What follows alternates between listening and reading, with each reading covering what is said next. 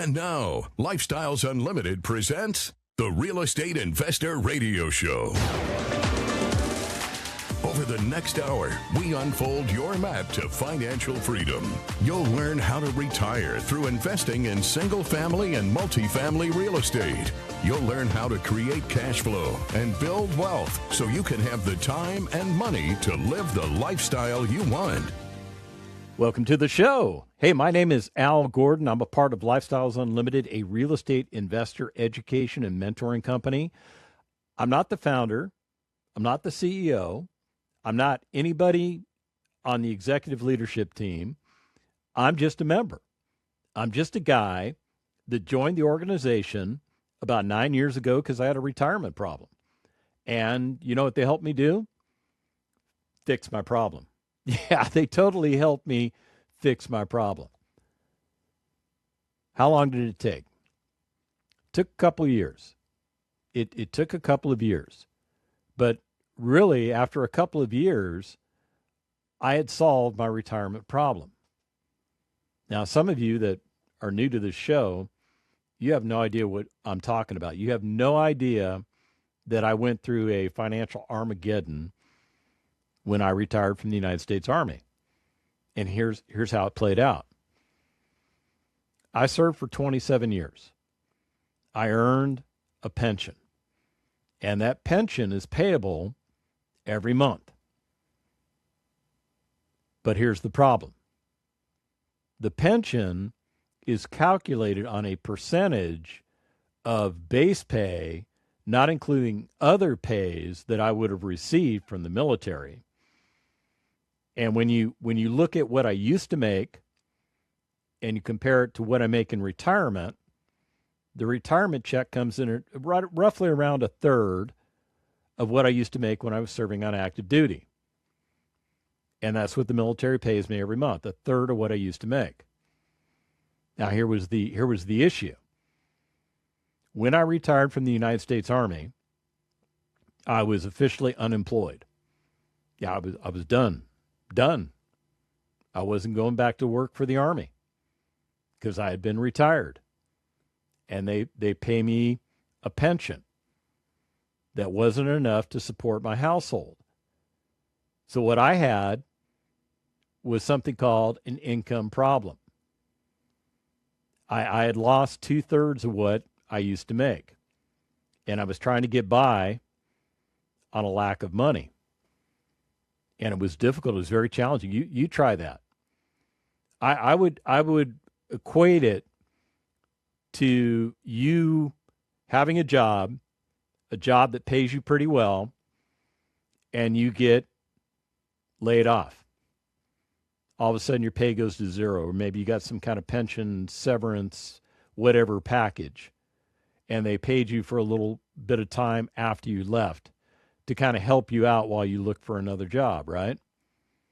So I think there's people in the audience that know what it's like to be humming along, making decent money, and then all of a sudden, through no fault of your own, you're not making decent money.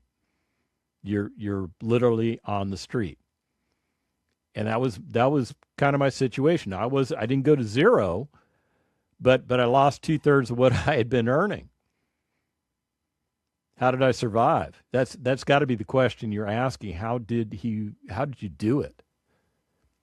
Here's how I did it. I kind of did it the way you guys are planning to do it when you retire. I created a bag of money. I did. I had a little bag of money called savings, and I blew through that savings. It was gone. It was gone way faster than it took me to build it up.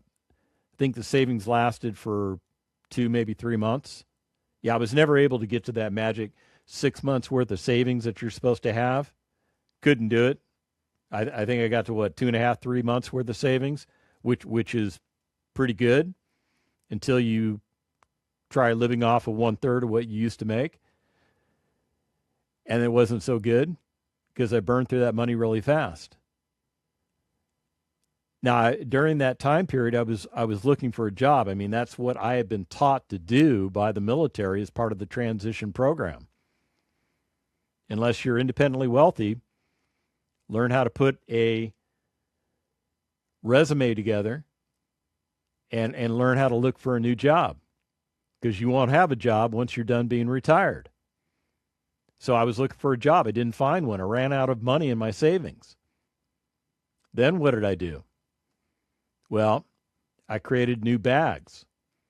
See, I had been doing what somebody else had taught me to do. I had been trying to pay off everything I owned. I had 4 vehicles that I owned, free and clear, that had equity in them. So I took the title of one of them down to my bank, and I took out a loan. And that loan lasted me for a couple of months, helping me to pay my bills. But ironically, I took on a new bill by taking out that loan. So when that bag of money ran out, what did I do? I hadn't found a job yet. So what did I do? I took title number 2 down to the bank. Got some money for it. Lived off that money till that money ran out. And I had a new debt that I didn't have before. Now I had a second debt that I had to cover on. When I ran out of money, I took title number 3 down to the bank. Wash, rinse, repeat. Guess what happened? Ironically, I ran out of money again. So I took vehicle number 4, not the vehicle, but the title, down to the bank. Wash, rinse, repeat. Guess what?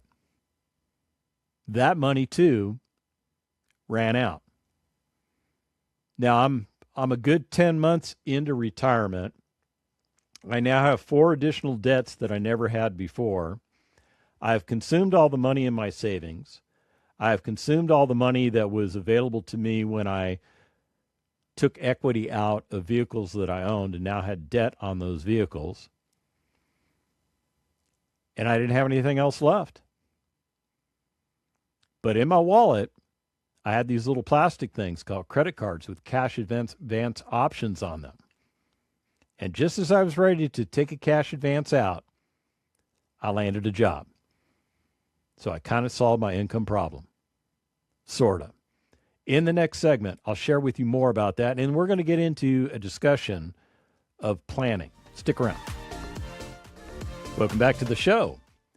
So all of that information I shared with you at the beginning of the show is all true. It's all accurate. It's all exactly what happened to me. I would tell you that when it happened to me, it was a very difficult time in my life. I mean, first of all, I don't think I'd ever been fired from a job in my life. And even though I was retired, it's kind of like being fired, except you get some money. But it's not as much money as you used to get, the amount of money that you're used to living off of. So when you get a lot less, it becomes very challenging, and you have to start looking at, well, where can I make cuts? And you start realizing that in order to make the severe cuts that you need to make in order to live off of the new revised income that you have, it is going to severely impact your lifestyle. And all of us have built a lifestyle. We have built a lifestyle with the tools that have been given to us. We have learned to trade time for money. We have learned to go out into the workforce, share our talents and our time in exchange for the employer's treasure, which they share with you weekly or monthly or however they pay you, right? Well, that's what I was doing. I was successful. I advanced in ranks. I just got to a point where I ran out of time. The Army decided they were going to promote me. They effectively said, you've been selected for promotion to the next rank. But just because I was selected doesn't mean that was enacted. See, I had to have a position to promote into, and those positions were already filled by other people. and I would have to wait for somebody to vacate, and then I have to wait for what's called an order of merit list. In other words, where do I position amongst my peers for the next available slot? And my time ran out. It just did. Doesn't mean I was a bad soldier. Doesn't mean I was ineffective at what I did. Just mean my odometer had run out. It was time for me to retire. The Army made that decision for me. So poof, there I go. Into financial Armageddon. Now, I mentioned that I was about to tap into cash advances on my credit cards. I'm glad I never did. I'm very glad that I never did, but that was my last resort. I was willing to go even more into debt and face potential bankruptcy in order to retain the level of lifestyle that I had built for myself, because I just saw it all crashing around me, and I didn't like it, not one bit. As a matter of fact, I felt like a failure.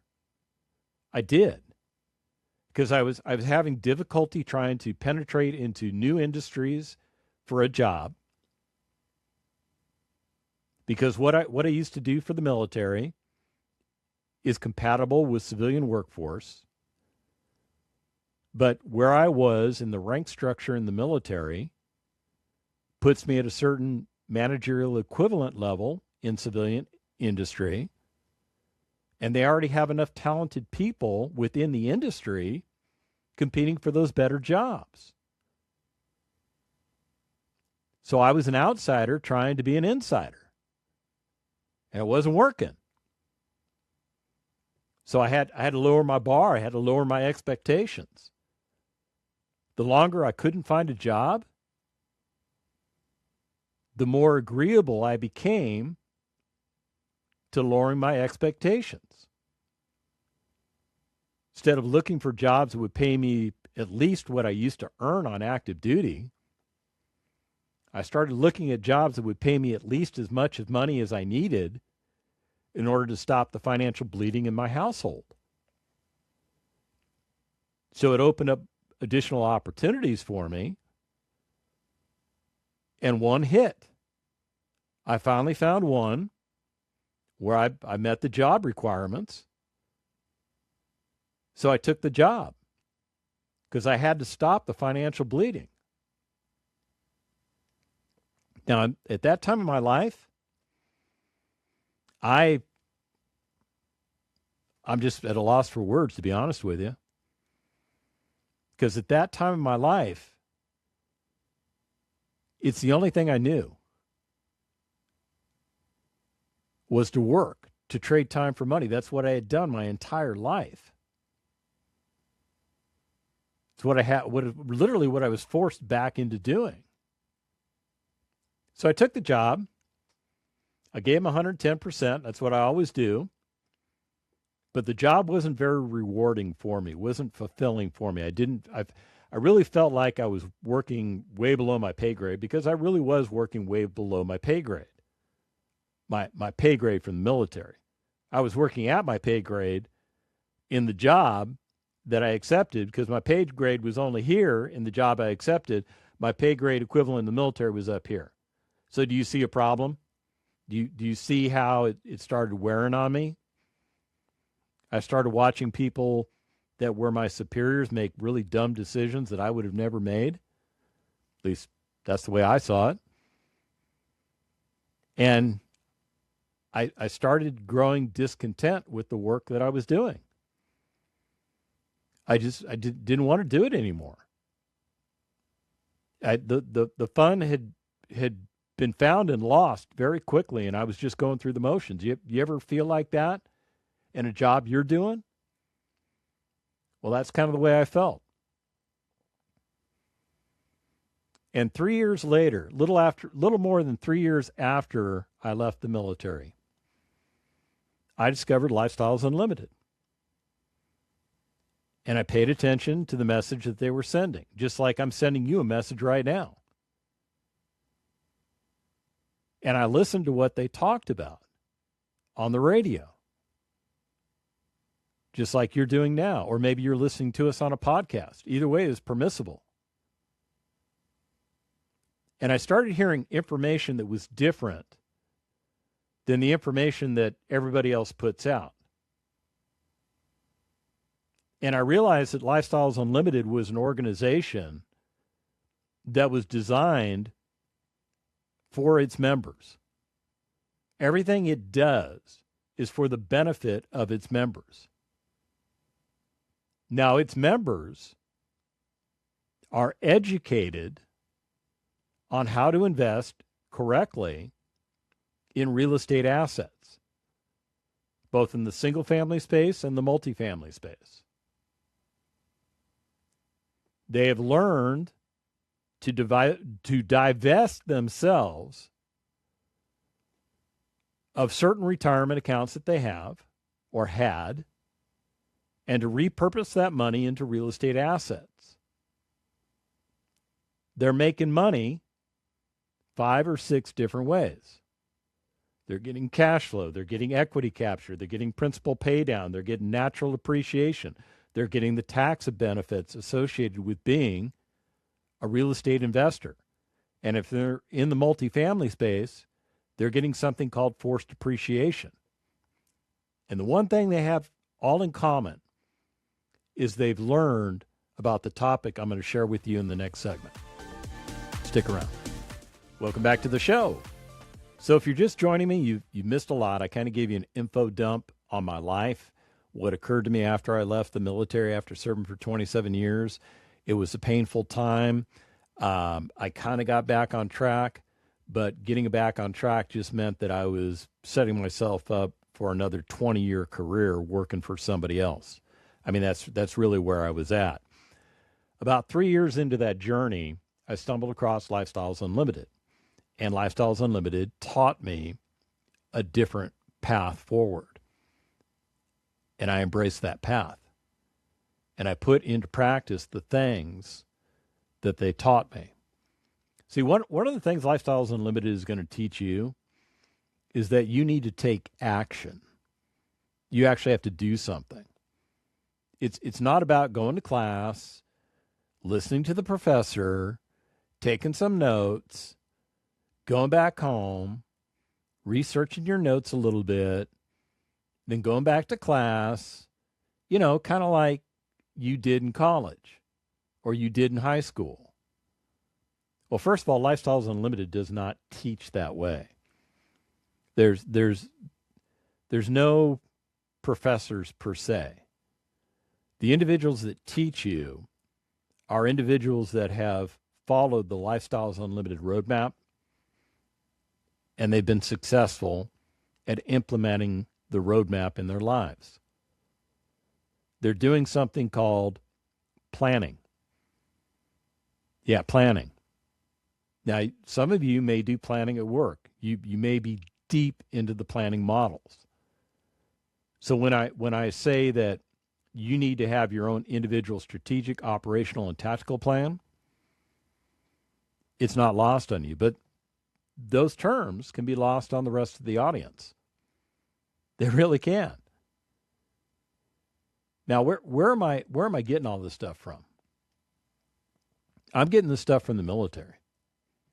The military taught me strategic planning, they taught me operational planning, and they taught me tactical planning. And guess where else that is taught? In the business world. And guess where else that's taught? Within the business world. At Lifestyles Unlimited. Now, we don't sit you down in a classroom environment and go, today's lecture is all about strategic planning. We don't do that. We just start teaching you the craft of strategic planning. Half the time, we don't even label it as strategic planning. But let me tell you what strategic planning is. It's the big picture of where you're going to go. It's your 3 to 10 year horizon. Now, I usually use a 5-year horizon for planning because that's what the military taught me. Other people are successful with 3-year models. Other people like to go longer. They like a 10-year model. Whatever works for you works for you. But in the strategic plan, this is where you define what you want to achieve and why. And you really have to revisit that plan annually because things could change along the way. Now, what's a part of this plan? Have you ever heard the term of a vision statement or a mission statement? Yeah, you know what those are?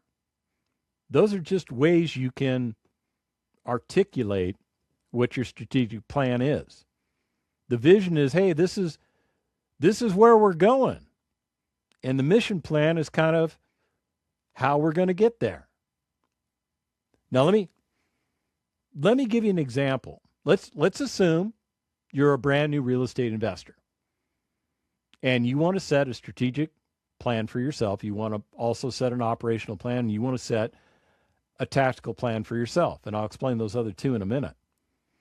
But we're talking about strategic planning now. What could a clear statement be that would articulate a strategic plan for you? How about this?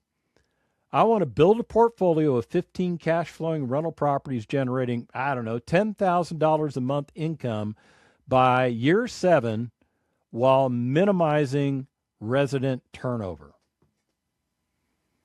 That's very strategic. That's very strategic in nature. You've said what you want to do, and you've kind of said why. Well, let's talk about the why. Why do you want $10,000 a month in passive income? Is that what you need to replace the income that you're currently making? And will it take 15 cash flowing assets to do that? Now, are these single-family homes? Are these duplexes? Are these triplexes? Are they fourplexes? Are they multifamily apartment communities? And why is it going to take you until year 7 to get it done? Maybe you have to start small and start building up your assets. Maybe in year 1, you get less than 15. In year 2, you get some more. In year 3, you get some more. In year 4, you divest some that you have and buy even more. And you start building your asset count up that way.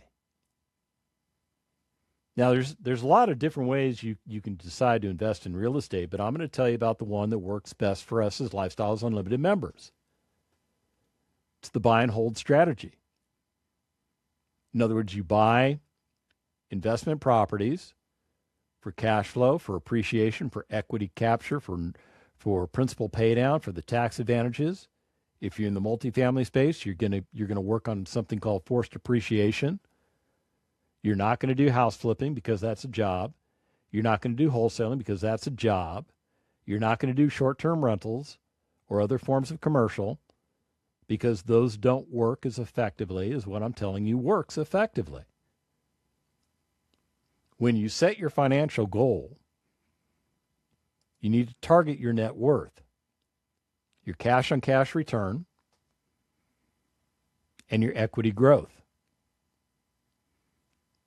For the market you're looking at, you want to focus on 1 to 2 geographic areas initially. You want to analyze things like job growth, population trends, inventory levels, cap rates, and whether or not the property is located in a landlord-friendly place. And by the way, you start at the municipal level. How much capital are you starting with? That's important to know.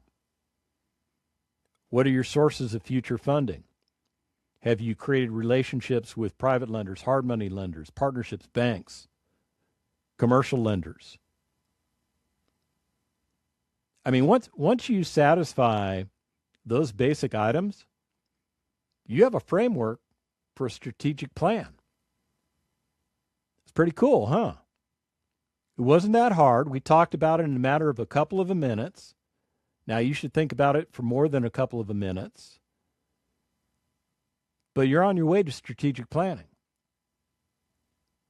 So what's the operational plan? Why is that important? I mean, if we got a strategic plan that goes out 3 to 10 years, why do we need an operational plan? Because the operational plan is the systems component of your planning. And it looks at a horizon of 1 to 3 years. So whereas strategic planning is 3 years and longer, operational planning is usually 1 to 3 years. Could be 1 to 5. Just makes your strategic start at 5, right? See where I'm going? So operational planning is actually in between the tactical planning and the strategic planning. It's your middle planning tier. And this particular element turns strategy into repeatable processes. It focuses on how the business will function on a day-to-day basis. So there are things you got to look at. What is your business structure? What kind of financing systems are you going to utilize? What is your acquisition process? How are you going to execute operations and management? And there's a myriad of other things that we have to discuss, and we'll do so in the next segment. Stick around. Welcome back to the show. So we were talking about operational planning, and I hit you with a bunch of key elements, and there's more. There's actually more. So do you want to hear me break down the key elements of operational planning to you? Okay, let's do it real quick. There's your business structure. There's your financing systems. There's your acquisition process. There's your operations and management. There's your team and your outsourcing. There's your technology stack. There's your marketing plan and your metrics. All of those things build into your operational plan. So on business structure, you got to figure out how you're going to operate. You got to form an LLC if that's what you're going to do, unless you're just going to buy single-family assets, in which case you don't need an LLC. You can, but you don't need it. You might have to get an EIN number. You might have to get business bank accounts. You have to get accounting software. For financing systems, you have to build relationships with lenders. For acquisition process, you have to build relationships with brokers. You do. You have to get out there and let people know that you're looking for property. On the operations and management side, you have to decide whether you're going to self-manage or property manage. Yeah. You have to decide what contractors you want on your team. Is there a vendor network you can tap into? You have to screen your residents properly. So you have to decide what process you're going to use to screen your residents. What is your requirement that residents must reach in order to rent from you? On your teams, you have to decide who your attorneys are going to be, who your accountants are going to be, who your inspectors are going to be. And I'll go back to those real estate agents, those brokers. Make sure you have the right ones on your team. For your technology stack, you might want to invest in some deal analysis tools. We have those available at Lifestyles Unlimited. They're proprietary. They're designed specifically by one of our members for our members, and they're available to you when you become a member. For your marketing plan, it's really as simple as how will you generate consistent leads for your property? Or will you have property management do that for you? And your metrics are really just tracking the number of leads you have, the deals you've analyzed, the offers you've made, the acquisition costs, cash flow per door, vacancy rate. I mean, there's a ton of metrics within real estate investing that can give you the information that you need so that you can make operational decisions as you go through your operational planning. And really what the operational planning cycle is designed to do is to help you develop standard operating procedures, or as we used to call them in the military, SOPs, for key activities plus budget for your operations. Now, I want to talk a little bit about tactical planning, because tactical planning is really where the rubber meets the road. It's literally what you're going to do between now and probably the next 90 to 365 days. Your tactical plan specifically addresses what exactly will I do this week? Yeah, I'm serious. It's literally where you stop and you say, what am I going to get done? Now, I'm going to give you a tactical plan as a new real estate investor that I think would be beneficial for you. These are things you can work on right now. Are you interested? All right, let me give it to you. First of all, become a member of Lifestyles Unlimited and complete the educational program. That's going to change things for you immensely. Now, if you're not ready to join Lifestyles Unlimited, I get you. Pick up a copy of Rich Dad, Poor Dad and read that book. It is an excellent book. It'll give you kind of the strategic level of being a real estate investor. It'll talk a little bit about the operational stuff. Won't get into the tactics, but that's okay. We'll help you with all the tactics when you become a member of Lifestyles Unlimited. But get that book, Rich Dad, Poor Dad. And also get another book called The Richest Man in Babylon. And read both of those books. They are very important. Then what I want you to do, once you get educated, is to get a mentor. I want you to get a mentor, somebody that has done what you plan to do and has success in doing it, who is willing to help you through the process. Now, they're not going to do it for you, but they will be there when you run into concerns or issues or things that you're not comfortable with. You can pick up the phone, you can pick up the text, whatever you want to do, and you can contact that mentor and you can get real-time advice. So you're definitely gonna have to get a mentor. Now, Lifestyles Unlimited makes that easy. We have programs where mentoring services are available. Are you required to do those? No, you're not. You do what you want as a Lifestyles Unlimited member.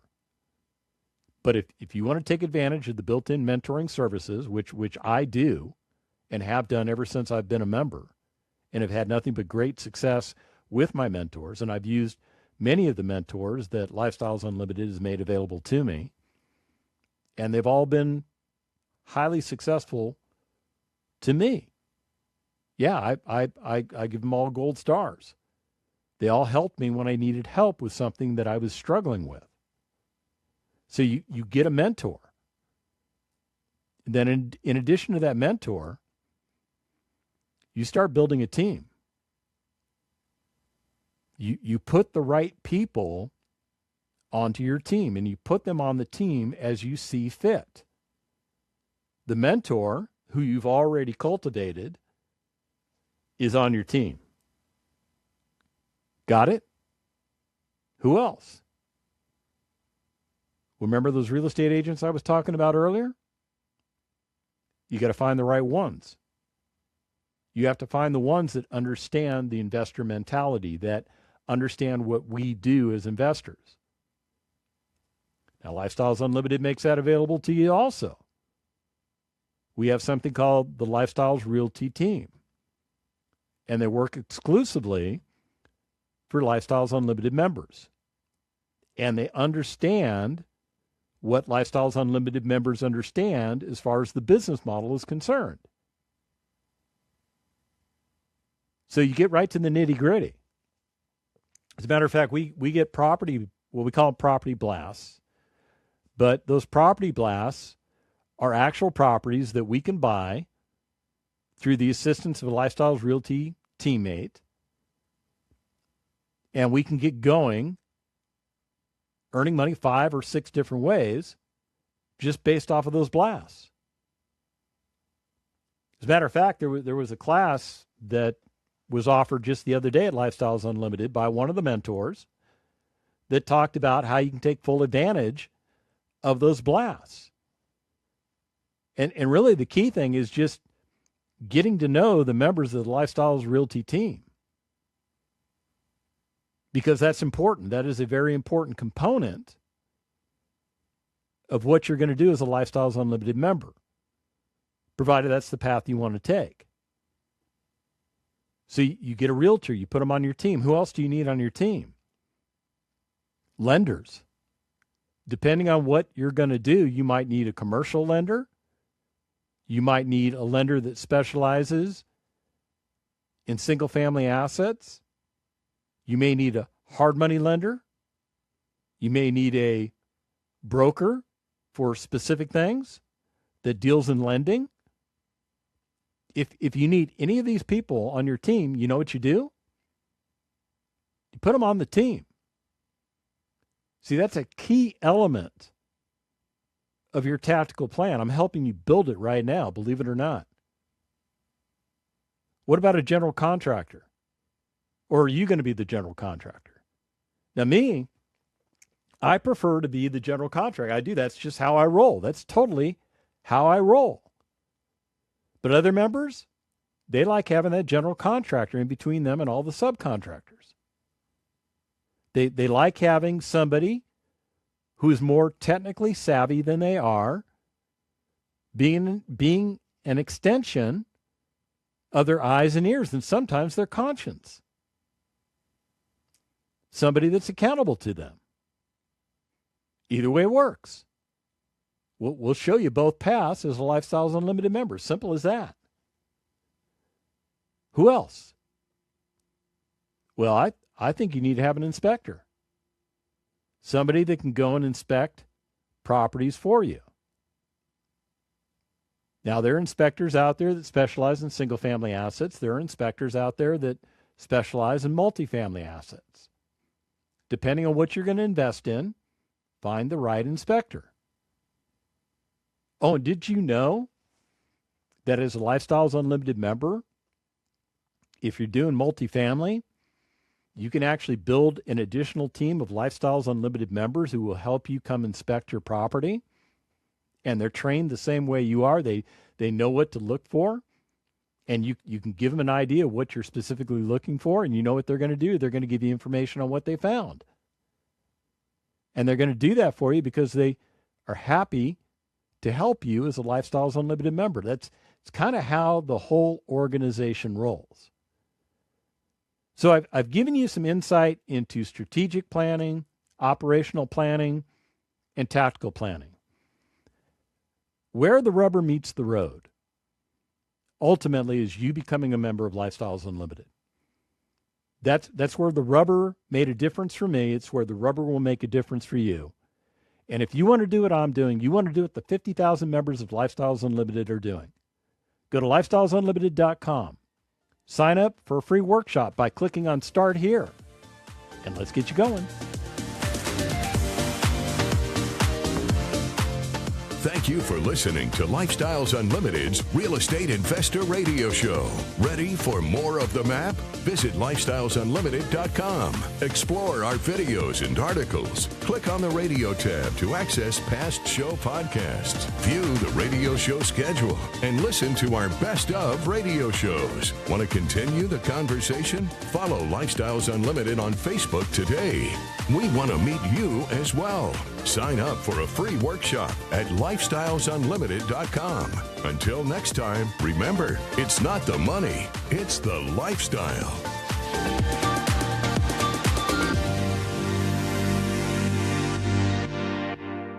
The information and opinions you hear on the Lifestyles Unlimited Real Estate Investor Radio Show are those of the hosts, guests, and callers and do not necessarily reflect the opinions of this station, its affiliates, its management, or advertisers. The Lifestyles Unlimited Real Estate Investor Radio Show is for entertainment purposes only. Please consult a professional regarding your personal investment needs. Nothing presented on the Lifestyles Unlimited Real Estate Investor Radio Show constitutes an endorsement, recommendation, offer, or solicitation to buy or sell any product or security.